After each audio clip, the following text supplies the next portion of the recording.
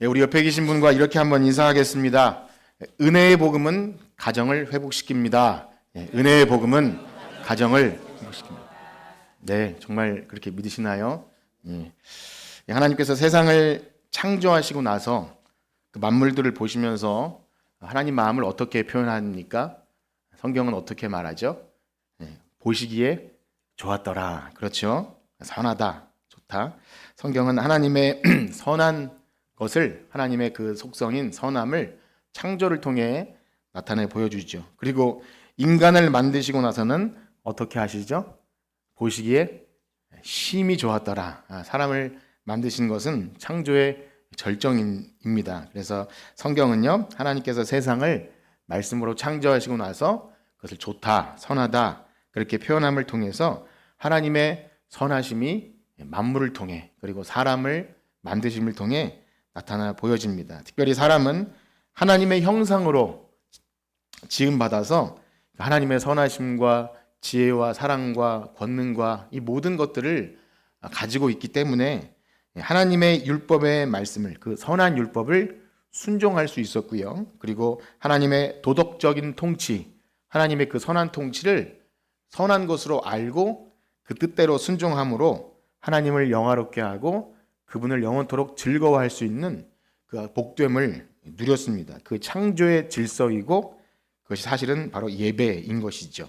비록 지금 우리는 죄로 인해서 그 창조의 아름답고 선함이 어떤 것인지 알 수 없습니다. 그냥 추측할 뿐이지 그때 그 죄가 없는 상태에 하나님을 온전히 알고 영화롭게 하며 그분을 즐거워한 것이 뭔지 몰라요. 어렴풋이 성경을 통해 알 뿐이지 다만 하나님 나라가 온전히 이루어지면 그때는 태초의 에덴 동산과는 비교할 수 없는 엄청난 영광스러움, 그 비교할 수 없는 영광스러움으로 우리가 변화되어서 온전히 하나님을 영화롭게 하고 그분을 즐거워하는 그런 아름다운 모습으로 회복될 줄 믿습니다. 자, 그런데요, 주목할 만한 사실은 하나님이 세상을 창조하시고 다 좋았다고 하셨는데 좋지 않은 것이 하나 있었습니다. 그것은 무엇일까요? 네, 사람이 독처하는, 홀로 있는 것이 좋지 않다. 그렇게 하시면서 아담을 깊이 잠들게 하시고 그 갈빗대 하나를 뽑아서 여자를, 그 아내를 만드시죠. 갈빗대가 의미하는 것에 대해서 여러 해석이 있지만 그 심장, 장기를 보호하는 중요한 또 보호이기도 하면서 히브리 그 문화에서는 사람의 본질을 표현할 때 갈비뼈라고 하는 뭐 그런 말도 있기 때문에 동등한 위치에서 서로 사랑할 수 있는 그런 아름다운 관계라고 볼 수 있습니다. 그래서 아담이 하와에게 뭐라고 표현합니까? 이는 내 뼈 중에 뼈요 살 중에 살이라. 그렇게 말함으로써 서로가 서로에게 온전히 속한 사랑 가운데 하나 된 공동체를 하나님이 만들어 주신 거죠. 그래서 생각해 보면 하나님의 창조가 온전히 선하려면 이렇게 관계가 되어야 하는데 굳이 하나님은 남자를 먼저 만들고 나서 좋지 않다. 그럼 하나님 스스로에게 뭔가 이렇게 좀 하자가 있는 것처럼 표현하는 거잖아요. 근데 목적이 그것이죠. 강조해서 드러내기 위해서 혼자 있는 것이 좋지 않다. 그렇게 굳이 표현하시고 나서 이어서 여자를 만드시는 과정을 보게 하시는 것은 바로 하나님의 선한 창조의 그 정점에 사람이 있다면 사람도 그냥 사람이 아니라 관계, 서로가 서로 사랑하는 관계를 통해 그 안에서 하나님을 영화롭게 하고 그분을 영원토록 즐거워하는 것이 혼자가 아니라 관계 안에서 이루어집니다. 그렇습니다. 하나님은 사람을 그렇게 관계적인 존재로 만드셨어요. 물론 당연한 것 같지만 사람은 혼자 있지 않고 서로가 서로에게 어떤 좋은 것이든 나쁜 것이든 관계를 하면서 살아가는데요. 특별히 잘 생각해 보면 하나님께서 사람을 지으실 때 무엇을 따라 만드십니까? 하나님의 형상을 따라 그 모양대로 만드시죠. 그래서 인간이 관계적인 존재로 있다는 것은 누구를 닮은 겁니까? 하나님을 닮은 거예요. 그래서 하나님을 우리가 성부, 성자, 성령 그렇게 말하는 것은 하나님은 한 분이시지만 세 위가 영원한 서로를 위해 사랑하고 온전히 서로를 위해 존재하는, 우리는 가히 상상할 수 없는 그러한 신비적 연합을 이루고 있습니다. 그래서 하나님을 우리가 이야기할 때 하나님에 대해서 이제 우리가 이제 수요일 날 소교리 문답을 하고 있는데, 하나님은 어떤 분이십니까? 하나님은 영이시며 그다음에 그분의 존재와 속성은 이러이러하며, 이제 다음으로 넘어가면 주보를 한번 보세요. 주보를 보면 이제 5문이 하나님 외에 다른 신이 있습니까? 이렇게 하고, 6문에 보면 신격에는 몇 위가 계십니까? 하나님의 신격에는 3위가 계시며 성부, 성자, 성령입니다. 이것을 배워나가요. 이것은 이제 뭐 공부나 우리 머리를 복잡하게 하는 것이 아니라 하나님을 온전히 알아야 예배할 수 있고, 우리가 회복해야 될 인간의 본질이 무엇인지를 알 수 있고, 우리 구원도 무엇인지 알 수 있습니다. 그래서 하나님이 그런 분이신 것, 그래서 하나님은 자기 형상대로 아담과 하와를 만드셨고 그 안에서 서로 사랑하게 하시고 또 자기를 닮은 자녀를 낳게 하심으로 가정을 만들어 주셨는데, 그렇게 피조물을 다스리고 위로는 하나님을 섬기고 하나님 말씀에 순종하며 또 서로 사랑할 때 그 자체가 하나님을 영화롭게 하며 그분을 영원토록 즐거워하는 거예요. 창조의 질서 안에서 우리들이 행복하게 살아가는 것이 예배인 것이고요, 하나님을 영화롭게 하는 겁니다. 이처럼 사람은요, 위로는 하나님과의 관계, 옆으로는 사람과의 관계, 그리고 아래로는 이 피조물, 모든 창조계와의 관계를, 하나님의 창조 질서를 따라 살아가는 것 자체가 복입니다. 그래서 하나님께서 생육하고 번성하고 땅에 충만하라 복을 주시면서 그렇게 명령하신 것은 하나님이 정해주신 질서 안에서 살아가는 거죠. 그런데 죄가 세상에 들어오게 될 때 어떤 변화가 일어나게 됩니까? 일단 하나님과의 관계가 뒤틀려지게 되죠. 하나님을 왜곡되게 알고 피해서 숨게 됩니다. 그래서 아담이 죄를 짓고 이렇게 숨어 있을 때 하나님이 아담을 찾으시죠. 아담아, 네가 어디 있느냐 할 때 아담이 어떻게 합니까? 나무 뒤에 숨어서, 제가 하나님이 무서워서 숨었습니다. 하나님이 뭐 무서운 얼굴로 나타나시지 않았을 것 같은데, 죄가 세상에 들어올 때 그 사랑의 하나님, 선한 하나님의 얼굴이 두려워지고 피하게 되는 것. 그래서 우리가 어려운 관계가 있으면 벌써 얼굴빛을 보고 피하게 되지 않습니까? 이렇게 되는 것. 관계가 뒤틀려질 때 그 얼굴을 피하게 됩니다. 그래서 먼저 하나님과 이런 관계가 있죠. 하나님이 만드신 선한 것들에 대해 의심하게 돼요. 하나님이 선하다 하신 것들에 대해서 정말 선할까? 하나님이 먹지 말라고 한 것 왜 그랬을까? 하면서 인간이 하나님의 율법의 선함을 부정하고 내 소견에 오른 대로 살아가게 되죠. 하나님과의 관계에 단절이 일어납니다. 그런데 하나님과의 관계의 단절은 거기서 멈추지 않습니다. 바로 사람과의 관계에 왜곡과 뒤틀림이 일어나죠. 그래서 전에는 내 뼈 중에 뼈요 살 중에 살이라 했던 그 사랑의 관계가 어떻게 됩니까? 하나님께서 누가 이것을 먹으라, 이 선악과를 먹으라 할 때 아담이 그렇게 말해요. 하나님이 주셔서 나에게 준 저 여자가 나에게 이렇게 했습니다. 이중으로 다 죽이는 거죠. 하나님의 선하심도 부인하고, 그 다음에 내 뼈 중에 뼈, 살 중에 살이라 했던 아내에 대한 사랑도 핑계와 원망으로 바뀌게 되는 것. 이것이 죄가 세상에 들어왔을 때 나오는 두 번째 뒤틀림입니다. 놀라운 사실은요, 하나님과의 관계가 뒤틀리고 사람과의 관계에 왜곡이 일어났을 때 그냥 거기서 멈추지 않고 이 피조 세계와도 문제가 발생합니다. 전에는 다스리고 정복할 수 있었던 피조물, 이 자연 만물이 이제는 공격적인 대상으로 변해버리고 가시덤불과 엉겅퀴를 내어서 사람이 땀을 흘리면서 죽도록 노동을 해야 그나마 먹고 살게 되는 거죠. 들짐승들은 인간을 공격하고 자연재해는 너무나 무서워서 그냥 사람이 만들어 놓은 것이 그냥 아무것도 아닌 것처럼 한 번에 삼켜지는 것. 불만 나도 얼마나 무섭습니까? 불이 나고 또 지진이 나고 하는 거 보면 인간이 너무나 나약하죠. 원래 피조세계는 인간과 그런 관계를 맺지 않았습니다. 무엇보다 하나님을 떠난 인류는요, 하나님이 아닌 해와 달과 별과 들짐승과 나무와 참 하찮은 벌레를 우상으로 알고 거기다가 복을 달라고 비는 그런 참 영이 죽어버린 비참한 상태가 바로 하나님과의 관계가 단절되고 사람과의 관계가 깨어지고 이 피조 세계의 관계가 깨어진 그것이 이 삼중적인 이 비틀림이 인간이 겪는 모든 죄와 고통의 시작입니다. 여러분 어떻습니까? 이 세상에서 행복하십니까? 행복한 분들을 축복합니다. 근데 문제는 다 거기에 있는 거예요. 하나님과의 관계의 단절, 그리고 사람과의 관계의 깨어짐, 이 세상 물질, 하나님이 다스리라고 준 것이 노예가 돼서 내가 그거 없으면 못 살 것처럼 하는 모든 관계는 죄로 인해 시작된 겁니다. 그러나 복음은 무엇이죠? 하나님과의 깨어진 관계, 사람과의 관계, 이 물질간의 모든 관계를 복음의 능력으로 해결해 주시는 겁니다. 죄인된 우리 인간편에서는 도저히 이것을 깰 능력도 없고 의지도 없어요. 한 번도 그 아름다운 죄가 없는 것을 경험해 본 적이 없기 때문에 우리가 처한 현실이 그냥 자연스러운 줄 알고 열심히 죄만 짓다가 영원한 형벌을 받는 상태가 우리이기 때문에 죽어있던 우리를 위해서 하나님이 비상조치를 취하시는데 우리가 상상하지도 못할 일들을 하나님이 행하시는 거예요. 그게 복음이죠. 우리가 할 수 없는 그것을 하나님이 하시는 것, 그것이 뭐라고요?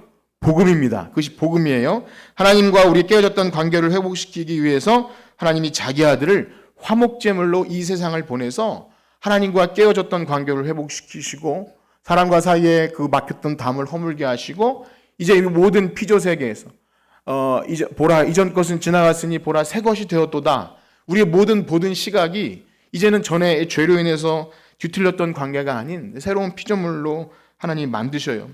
그래서 하나님의 공의로 마땅히 우리가 이 죄에 대해 심판을 받아야 되지만 두 번째 아담으로 오신 예수 그리스도께서 우리 대신 죄를 다 받으시고 형벌을 받으셔서 우리가 이룰 수 없는 율법의 요구, 하나님께서 선하다 하신 것을 선하지 못하게 하는 그런 절대 하나님의 도덕적인 그 의에 이룰 수 없는 우리의 그 죄악됨을 예수님이 다 이루심으로 십자가에서 그 율법의 요구를 이루심으로 우리가 의인 되었고요. 그 다음에 우리가 지은 모든 죄는 예수님이 대신 죄를 받으심으로 형벌을 받으심으로 우리의 죄가 사함받고 이제 우리는 예수님께서 활짝 열어놓으신 그 길로 하나님 보좌 앞에 담대히 나갈 수 있는 새롭고 산 길이 열린 줄 믿습니다. 그것이 복음이에요. 제가 말씀드린 이것이 복음이에요. 우리가 할 수 없는 그것을 예수님이 하신 거예요. 우리가 능히 행할 수 없는 그것을 하나님과의 깨어진 관계, 사람과의 관계, 피조세계와의 모든 고통받는 현실. 그래서 로마서에 보면 피조물도 탄식하면서 하나님의 아들들이 나타날 때를 기다린다 그래요. 이 우리의 구원은요, 이 모든 하나님과 사람과 피조세계의 모든 관계를 해결해 주시는 것입니다. 여러분 그것을 믿으십니까? 오늘은 어버이 주일입니다. 지난 주일은 어린이 주일이었고요. 우리는 이런 시기에 가정을 많이 생각하게 되죠.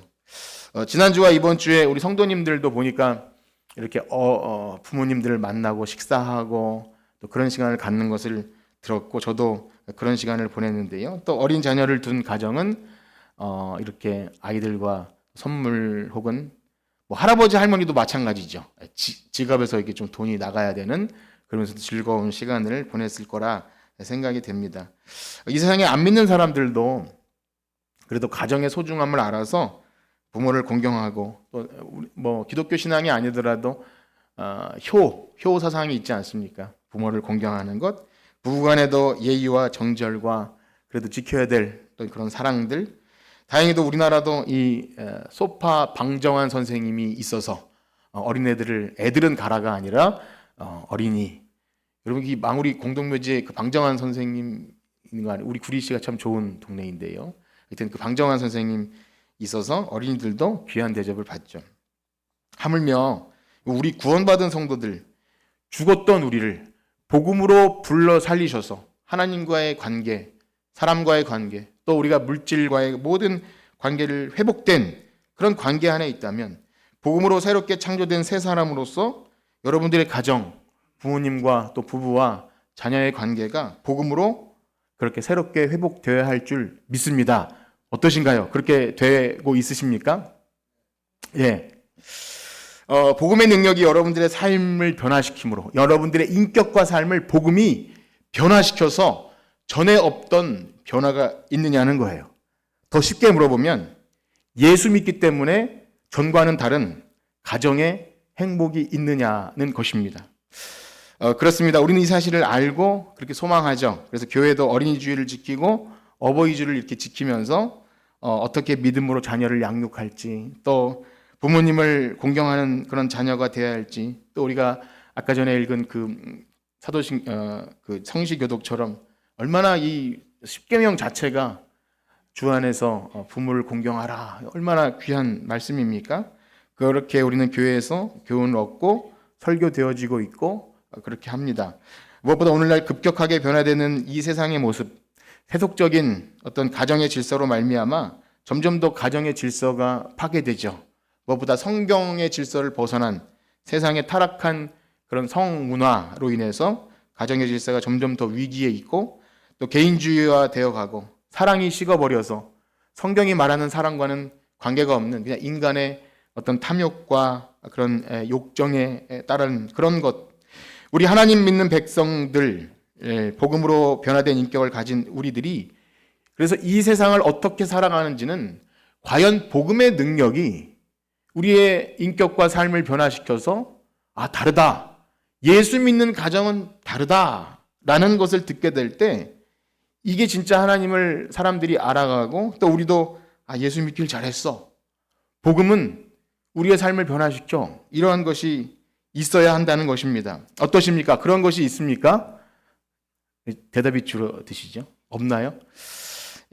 여러분들의 인격과 삶을 변화시키고 가정이 변화되고 부모와의 관계, 또 부부와의 관계, 자녀와의 관계가 복음으로 그렇게 회복되어 가고 있느냐고 묻는 거예요. 문제는 그것이 그렇게 생각처럼 쉽지 않다는 것을 자주 많이 경험합니다.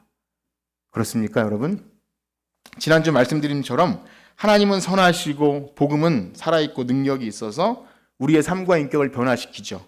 그래서 이 땅에서 이미 구원 얻은 성도로 하나님의 선한 통치가 우리 안에 이미 시작된 백성들은 우리 안에 만약 별로 그러한 모습이 일어나고 있지 않으면 고통을 느끼게 됩니다. 복음이 내 삶에 역사되어서 예수 믿었는데 일어나는 변화들에 대한 기대가 있는데 그렇지 않을 때 우리는 고통하게 돼요. 그래서 우리는 이러한 가정의 문제를 가지고 기도의 자리에 나옵니다. 목장, 기도 제목이나 이렇게 기도 제목을 받으면 그런 것이 대부분이에요. 어떻게 하면 자녀의 관계가 깨어지지 않으면서도 신앙을 잘 키워줄 수 있을까? 이것이 우리의 고민이잖아요. 순종하는 자녀 얻기 힘들죠. 대화가 잘 통하지 않는 부모와의 관계에서 어떻게 순종할 수 있습니까? 어떻게 순종할 수 있죠?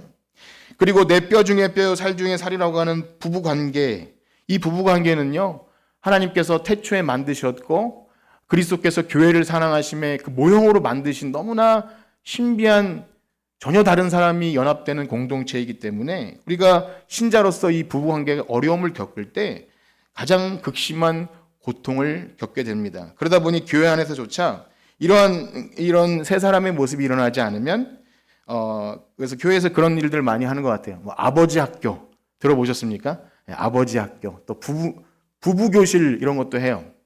잘 되면 이런 거 안 하겠죠. 아버지 학교, 또 부모 학교, 자녀 양육에 대해서 무슨 교육해서 여러 가지 방법적인 측면을 찾게 됩니다. 어떻게든 부끄럽지 않기 위해서 내가 예수 믿고 복받고 그리고 복음의 능력이 있는데 나에게 이런 부조리한 어떻게 신앙과 삶이 괴리된 현실이 있을 때 우리는 그것을 극복하려는 노력을 해요. 그건 당연한 것이고요. 해야 합니다. 그런데 한편으로 생각해 보면 그 모든 어려운 상황들을 통해서 하나님께서 우리를 때로는 연단시키기도 한다는 겁니다. 안타깝지만 그렇게 자기 십자가를 주셔서 그걸 통해 정금과 같이 나오게 되는 광야나 용광로처럼 또 그렇게 될 수도 있다라는 생각이 드는데요. 어떠십니까? 여러분의 가정은 어떠시죠? 부모님과 관계, 부모님이 없으신 분들은 아니면 여러분 자녀와의 또 부부간의 관계 어떠십니까? 복음으로 행복한 가정을 이루고 계십니까? 아니면 그냥 포기하고 살고 계십니까?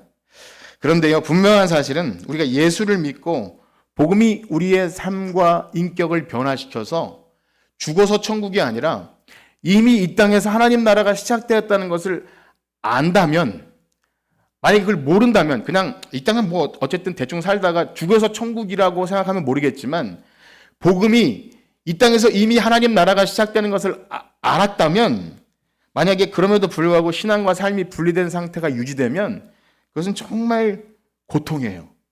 예배하기 힘들고요. 만약에 정신력이 엄청 강해서 유체 이탈이 가능하면 될 수 있을지도 몰라요. 그렇지 않습니까? 그런데 그렇지 않은 현실을 살아갈 때는 극심한 고통을 겪는 것이 거듭난 신자입니다. 여러분 그러하십니까? 유체 이탈되시면 안 돼요. 고통을 느낍니다. 무엇보다 우리의 가장 선한 것으로 주신 하나님을 믿고 의지하고 또 우리의 믿음의 성도들의 삶에 일어나는 이런 사람들은 긍정적이지 않은 현실 앞에서 어려움이 됩니다. 그리고 그것이 오랜 시간 변함없이 방치되면 거듭난 신자임에도 불구하고 복음의 능력을 의심하게 되기도 해요. 이거 별로 내 삶에 효과가 없는 거 아닌가? 하나님은 그냥 나 혼자 잘 믿고 죽어서 천국 갈래요? 라고 개인화되기도 합니다. 신앙이 공동체, 또 우리의 가정, 교회라는 공동체가 아닌 그냥 내세 신앙이죠. 그것은 가정이나 교회나 마찬가지입니다. 교회는 구원받은 성도들이 모여서 서로의 허물을 알지만 그러나 사랑으로 덮어주고 서로 돌아보아 사랑과 선행을 격려하는 이 세상에는 없는 공동체가 교회 아닙니까? 여러분 어떠십니까? 우리 한 주간 살면서 우리 교회 지체들을 만나기 위해서 한 주간 간절히 원하고 바라며 기도하며 만나길 원하십니까? 그렇다면 축복합니다. 그렇다면 여러분들이 이 세상에 없는 공동체를 경험하게 돼요. 근데 항상 그렇지 않잖아요. 때로는 만나기 싫은 사람도 있고 또 오래되었지만 변화되지 않는 인격과 어떤 대화나 말 태도로 인해서 만나기 싫다. 이런 어려움이 있어요. 그럼에도 불구하고 만약에 교제하고 같이 묶어주고 밥 먹으라고 하면 내가 교회 벌수로 오나? 이런 생각이 들 수밖에 없는 거예요. 말도 안 되는 이 강요를 받는 율법이 되어버리고 맙니다. 가정의 모습은 더욱 그리할 거라 생각됩니다. 교회에서 정말 신앙 좋은 부모인데 집에 와서는 별로 그렇게 좋지 않으면 자녀에게 신앙이 들어가긴 너무나 어려운 것이죠. 때로는 부모의 신앙은 너무 신실하지만 자녀가 신앙이 없거나 잘하지 않을 때 그것이 얼마나 고통스럽고 어렵습니까? 체면도 안 서고 예를 들어 교회 목사님, 장로님, 권사님인데 자녀가 신앙생활 안 하면 얼마나 창피해서 억지로라도 끌고 막 자고 있는데 끌고 오고 그래야 되는 현실을 우리가 경험하잖아요. 특히 믿음이 있는 자녀들도 자신의 부모님이 믿음이 있거나 없거나 상관없이 부모와 대화가 잘 통하지 않으면 굉장히 순종하기가 어려워집니다. 무시하게 되죠.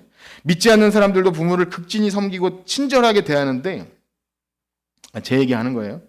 부모님이 나이가 들고 여러 가지 정보에 취약하게 되면 은근히 무시하게 되잖아요. 그렇죠. 이런 것도 몰라 하면서 가르쳐달라면 대충 가르쳐주고 이렇게 친절하지 못한 그런 언행심사가 얼마나 거듭나지 못한 참 복음으로 변화되지 않은 인격 그런 것이 불쑥불쑥 나타날 때 인간이 참 교만하다라는 생각이 듭니다. 하나님은 우리가 이 땅에 태어나서 살아갈 수 있도록 생명을 주시는 귀한 통로로 우리 부모님을 주셨는데 아무리 자녀가 많이 배웠다 한들 얼마나 많이 배우고 잘났다 한들 생명을 낳아주는 부모님께 그것도 몰라라고 하는 것은 배은망덕한 것이죠. 참 그럴 때 참된 신자는 두렵고 죄책감이 쌓이고 껄쩍지근합니다. 마음이 편할 수가 없어요. 세상 사람들도 그러한데 교회 나오면 어버이 주일에 우리 교회 성도님들이 인사는 잘하면서 내 부모에게는 별로 친절하지 못하면 그는 신앙과 삶이 괴리가 되기 때문에 고통입니다. 무엇보다 자녀들을 신앙으로 잘 기르고 순종하는 자녀로 기르기 원하지만 동시에 자녀를 또 노엽게 하지 말라는 말씀이 있어서 신앙을 강요할 수도 없고 마음대로 안 되죠. 마음대로 안 되는 현실을 고백해요. 그럼 얼마나 답답합니까? 우리 자녀들이 믿음이 좋았으면 좋겠는데 그렇지 못할 때 울게 되죠. 울고 좌절도 합니다. 그럼에도 불구하고 하나님 말씀 십계명은 우리에게 뭐라고 합니까? 부모를 공경하라. 사람과의 관계의 최고 정점에 부모를 공경하라. 그렇게 말하고요. 신약 성경은 우리에게 뭐라고 얘기합니까? 우리 3장 18절에서 21절까지 한번 읽어볼까요? 3장 18절에서 21절 시작. 아내들아 남편에게 복종하라. 이는 남편들아 아내를 사랑하며 괴롭게 하지 말라. 자녀들아 모든 일에 부모에게 순종하라. 이는 주 안에서 기쁘게 하는 것이라. 아비들아 너희 자녀를 노엽게 하지 말지니 낙심할까. 아멘. 구약에서 대표적인 관계가 부모와의 관계라면 신약에 와서는 더 확장돼서 모든 가정, 그래서 구원받은 성도들은 가정에서 그가 참되게 구원받은 자인지가 드러납니다. 그래서 아내는 남편에게, 남편은 아내에게, 또 자녀는 부모에게, 또 부모는 자녀를 노엽게 하지 않는 이런 모든 율법이 요구되어져요. 너무 잘 아는 말씀이지만 가장 안 되는 것이 바로 이 가정의 질서이죠. 에베소서와 골로새서에 동일하게 나오는, 그렇습니다. 명령이죠. 무엇을 하라, 하지 말라라는 것은 율법이고 명령입니다. 그러면 우리는 이 문제를, 안 되는 문제를 어떻게 극복할 수 있습니까? 우리는 율법을 능히 지킬 수 없고 넘어집니다. 분명히 우리의 구원은, 우리는 율법으로 구원받습니까? 복음으로 구원받습니까?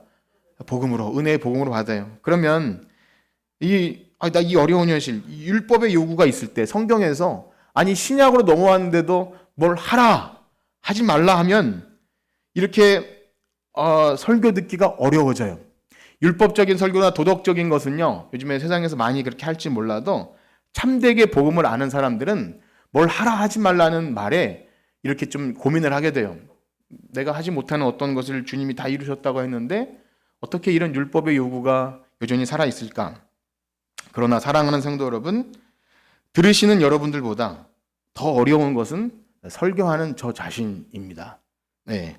부모와의 관계에서, 아내와의 관계에서, 또 자녀의 관계에서 그렇게 썩 좋지 않은 삶을 사는 저 자신의 비참함을 생각하면 이런 5월 가정의 달은 때때로 없었으면 좋겠다는 생각이 들어요. 부모를 공경하라, 이런 말씀을 해야 하는 저 자신에겐 굉장히 부끄럽고 참 창피한 그런 것이 된다고 생각합니다. 그러나 사랑하는 성도 여러분, 우리 하나님은 선하십니다. 믿으시나요? 하나님은 선하세요. 그래서 그러하기에 우리는 우리를 어렵게 하는 율법의 문제 앞에서 때로는 정죄감을 받기도 하지만 그보다 앞서서 하나님의 은혜의 복음, 그것을 먼저 생각해야 합니다. 그렇습니다. 우리가 성경을 보면서, 설교를 들으면서 이 복음과 율법의 관계를 잘 이해하셔야 거룩한 성도의 삶을 살 수 있고 구원이 풍성하게 사라진다 말씀드렸는데요. 율법을 말하기에 앞서서 복음이 율법보다 우선되며, 그렇다면 율법은 복음 안에서 어떻게 해석되어지는지를 잘 이해하셔야 됩니다. 잘 알고 이해하셔야 돼요. 우리 믿음의 삶이 그래야 뒤로 물러나 침륜에 빠지지 않을 수 있고요. 때로는 율법주의적인 신앙이 되지 않을 수 있고요. 아니면 다 포기하고 안 되는 거 억지로 하지 않고 나 혼자 예수 믿고 천당 갈랜다, 그냥 그렇게 하고 개인주의적인 신앙에 빠지지 않을 수 있습니다. 복음과 율법이 뭔지 잘 아셔야 돼요. 그렇습니다. 우리가 먼저 생각해야 할 것은 먼저 선하신 하나님께서 우리를 위해 행하신 일입니다. 우리를 가장 잘 아시고 우리가 율법을 행할 수 없는 것을 아셔서 행하신 일, 그것이 바로 복음의 능력이고요. 이 복음의 능력을 의지하고 그 사랑과 은혜에 충분히 잠길 때 우리가 할 수 없는 그 모든 일을 하신 하나님의 그 복음의 능력을 충분히 알아야 우리의 삶에 일어나는 왜곡되고 일그러진 현실을 뚫고 일어날 힘을 주신다는 것입니다. 그것이 복음의 능력이에요. 교회도 마찬가지고 가정도 마찬가지입니다. 교회나 가정의 모든 문제는 사실 복음의 능력을 상실한 변화되지 못한 우리의 인격으로 말미암아 사람들의 관계가 깨어짐으로 발생해요. 다른 것이 문제가 아니에요. 먹을 것이 없어서도 아니고 돈이 없어서도 아니고 건물이 없어서도 아니에요. 복음으로 변화되지 않은 인격으로 사람들과의 관계가 깨어짐으로 발생해요. 그 관계 때문에 가정생활도 교회생활도 더 이상 유지할 수 없고 심각한 어려움에 직면합니다. 이 문제를 극복하기 위해서 우리는 다시 한번 복음이 무엇인지 알아야 돼요. 오늘 읽은 골로새서 말씀에서 몇 구절 살펴볼 텐데요. 우리 먼저 3장 1절에서 3절까지를 다시 한번 보겠습니다. 3장 1절에서 3절 시작. 그러므로 너희가 그리스도와 함께 다시 살리심을 받았으면 위의 것을 찾으라. 거기는 그리스도께서 하나님 우편에 앉아 계시느니라. 위의 것을 생각하고 땅의 것을 생각하지 말라. 이는 너희가 죽었고 너희 생명이 그리스도와 함께 하나님 안에 감추어졌음이라. 아멘. 여러분 믿으시나요? 우리가 그리스도와 함께 죽고 하나님께 대하여 산 자라는 이 사실을 분명히 아십니까? 우리는 새로운 피조물이에요. 예수님께서 나를 위해, 내 죄를 위해 대신 죽으셨고, 우리가 지금 사는 것은 내가 사는 것이 아니라 하나님께서 주신 그 새 생명 가지고 살아가는 것이기 때문에 명령이에요. 위의 것을 찾으라. 그렇게 명령하죠. 안 되는 것을 억지로 하라는 것이 아니라, 그래서 이를 악물고 안 되는 순종, 안 되는 복종, 안 되는 사랑을 하는 것이 아니라 우리가 전에 어떠하였으며 우리가 전에 어떠하였는데 이제는 어떤 자인지를 자꾸만 생각하셔야 돼요. 복음을 자꾸 나에게 선포하셔야 돼요. 목사 자신에게도 자꾸 복음을 얘기합니다. 그래야 복음의 능력이 우리의 삶에 작동돼요. 우리의 과거는 어떠한 자였으며 우리의 과거는 어떤 상태죠? 허물과 죄로 죽었던 아무런 가능성 없는 비참한 우리들인데 죄에 대하여 죽고 그리스도 예수 안에서 하나님께 대해 산 자, 이 사실이 확고하셔야 됩니다. 여러분 정말 그렇게 믿으십니까? 이 복음을 자꾸만 반복적으로 자신에게 선포하셔야 돼요. 그리스도의 십자가의 고귀한 피로 새 생명을 얻은 자라는 이 확고한 사실이 여러분들에게는 있어야 나는 결코 그리스도의 사랑에서 끊을 수 없는 하나님의 사랑받는 자이구나, 이것을 알게 돼요. 그래서 바울은요 쭉 넘어가서 우리가 이 새 사람이 되었으므로 이렇게 명령합니다. 3장 12절과 13절입니다. 12절 13절 시작. 그러므로 너희는 하나님이 택하사 거룩하고 사랑받는 자처럼 긍휼과 자비와 겸손과 온유와 오래 참음을 옷 입고 누가 누구에게 불만이 있거든 서로 용납하여 피차 용서하되 주께서 너희를 용서하신 것 같이 너희도 그리하고. 아멘. 여러분 권면입니까? 명령입니까? 명령이에요. 율법이에요. 그렇게 하라. 사랑받은 자처럼 행하라. 너희도 그리스도께서 너희를 용서하신 것처럼 용서하라. 그래서 우리 모든 삶의 행위의 근거는 하나님의 사랑과 그리스도의 용서입니다. 그거 아니면 우린 율법이고 우리의 행위예요. 그래서 복음의 은혜 안에 우리가 충분히 들어왔을 때 우리가 어떤 사랑을 받았고 어떠한 용서를 받았는지가 확고해야 이 명령들이 율법이 아니라 우리를 향한 사랑의 증거, 하나님을 우리가 얼마나 사랑하고 그 용서를 받았는지를 알게 됩니다. 만약 복음이 우선되지 않으면 오늘 여러분들이 듣는 이 말씀은 그저 한 번씩 돌아오는 율법이에요. 안 되는데 억지로 사랑하라, 용납하라, 섬기라, 꼴 보기 싫은데 가서 인사하고 밥 먹으러 가고 교회에서 벌 세우는 데도 아니고 우리에게 계속 그런 강요를 하는 것밖에 되지 않아요. 그러나 진정으로 복음으로 거듭난 새 사람, 내가 얼마나 큰 사랑을 받았는지가 확실하다면, 그 은혜에 감격했다면 이 사랑하라는 말씀은 그렇구나, 사랑받은 자에게만 주어지는 말씀이구나, 피차 서로 용납하라는 이 말씀이 율법이 아니라 내가 거듭난 자인지를 확인하는 시금석이구나 알게 됩니다. 그리고 그렇게 하나님 법에 순종하는 새 사람으로 살 때 우리의 마음이 더 이상 내 상한 감정, 미움과 다툼과 원망의 지배를 받지 않게 돼요. 그리고 무엇이 우리를 주장합니까? 그리스도의 평강이 우리를 주장해요. 우리 15절 말씀 함께 읽겠습니다. 15절 시작. 그리스도의 평강이 너희 마음을 평강을 위하여 한 몸으로 부르심을 받았나니 너희는 또한 감사하는 자가 되라. 여기서도 되려면 되고 말려면 마십시오 이렇게 합니까? 되라 하라 그렇게 합니까? 되라 하라 이렇게 명령하는 거예요. 복음으로 구원받은 자라면 그렇게 하라고 명령해. 아무에게나 주어지는 것이 아니라 너희는 할 수 있다라고 하는 겁니다. 내가 정말 그리스도의 피로 거듭난 새 사람이면 능히 할 수 있을 줄 믿습니다. 그러려면 나의 오름, 나의 상한 감정, 원망과 미움이 나를 주장하도록 내버려둬서는 안 되는 거예요. 그리스도께서 피 흘려 우리를 구속해 주셨는데 그 거룩한 희생으로 우리가 새 사람 되게 하셨는데 우리의 마음을 그리스도의 평강이 아니라 말씀이 아니라 평강이 주장하게 하지 않으면 마귀에게 틈을 내어줍니다. 하나님이 얼마나 슬퍼하시겠어요. 내가 그렇게 살려고 그렇게 죽었는 줄 아냐? 우리의 모든 깨어진 관계의 문제는 표면적으로 드러나는 문제 같지만 그렇지 않아요. 누군가에게 내 문제를 여러분 어디 가서 우리 부부의 관계 자녀 관계 말하면 야, 너 충분히 열받을 만해. 용서하지 마. 너 화낼 수 있어. 그렇게 말하죠. 위로받지 않습니까? 근데 성경은 우리에게 뭐라고 말하죠? 우리 16절과 17절 한번 읽어봅시다. 16, 17절 시작.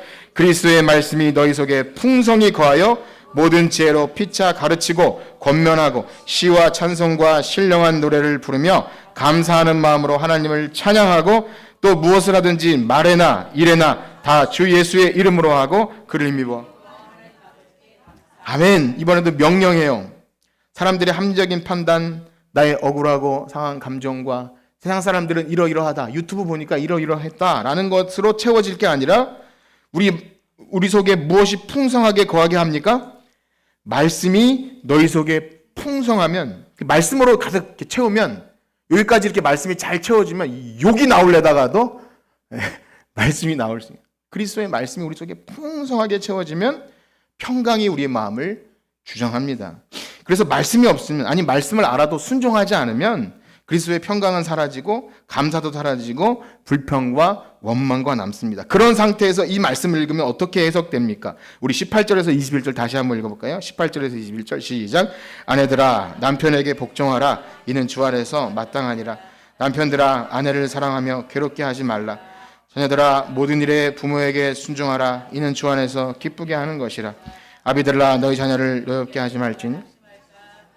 어떻습니까? 이 말씀이 감사와 복으로 순종하고 싶은 마음이 막 드십니까? 아니면 이거 어떻게 해? 라고 생각이 드시나요? 어떻습니까? 네, 그리스도의 평강과 말씀이 가득 채워지지 않으면 이 말씀은 율법이에요. 율법이고 억울하고 왜 성경은 나에게만 이렇게 됩니다. 그러나 사랑하는 성도 여러분, 중요한 사실은 그런 믿음의 고민이 있다면 그는 이 믿음의 선한 싸움을 계속 싸워나가는 성도인 줄 믿습니다. 이 고민은 거듭난 자 안에만 있어요. 복음으로 거듭난 자는 이러한 괴리된 현실 앞에서 결코 그냥 내버려 두지 못하고 천국 가는 그날까지 싸웁니다. 오히려 이 싸움을 포기하고 모른 척하고 세상 방식대로 내 혈기대로 처리하는 것은 그 안에 그리스도의 복음의 능력이 거의 소멸되고 있다는 것을 말해줍니다. 그러므로 사랑하는 성도 여러분, 여러분들 안에 깨어진 관계가 있다면 인간적인 방법으로 해결하기보다 먼저 내 안에 복음을 선포하기를 축복합니다. 그리스도의 사랑이 내 안에 충만한지, 내가 예수 그리스도로 충만히 정말 끊을 수 없는 사랑을 받았는지가 확고하셔야 돼요. 사랑이 충만하면 내 안에 어떤 억울한 감정과 또 미움과 원망 이런 것들이 나를 주장하지 못합니다. 무엇보다 이러한 세 사람에게 주시는 거룩한 명령, 때로는 정죄감이 든다 해도 또 말씀 앞에 나를 복종시키며 기도의 자리에 나와요. 말씀이 나를 이기게 해요.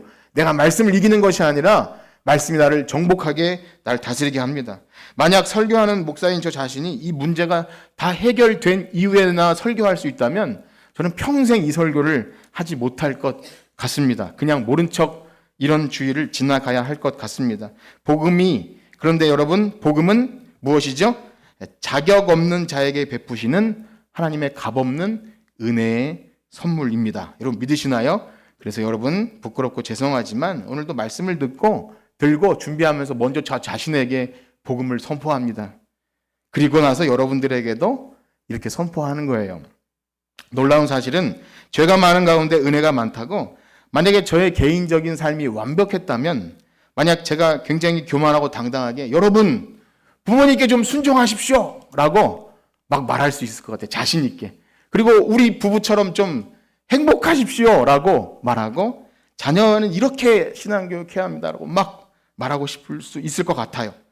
그런데 그러면 은혜는 하나도 없고 다시 한번 정죄감이 들고 율법에 사로잡힐지도 몰라요. 나는 안 되는데 잘났다 뭐 이렇게 반응할 수 있을지 몰라요. 그러나 목사인 저 자신이 그러지 못함에도 결국 저를 다시 서게 하는 것은 복음의 은혜인 줄 믿습니다. 저의 부족한 삶에도 하나님은 변함없이 은혜를 베풀어 주심을 소름 끼치게 경험해서 감사해요. 만약에 그 은혜를 몰랐다면 되게 교만한 사람이 될 것 같아요. 여러분은 사실 아실지 모르실지 모르지만 저는 돌아가신 저희 부친과 그렇게 친하지 않았어요.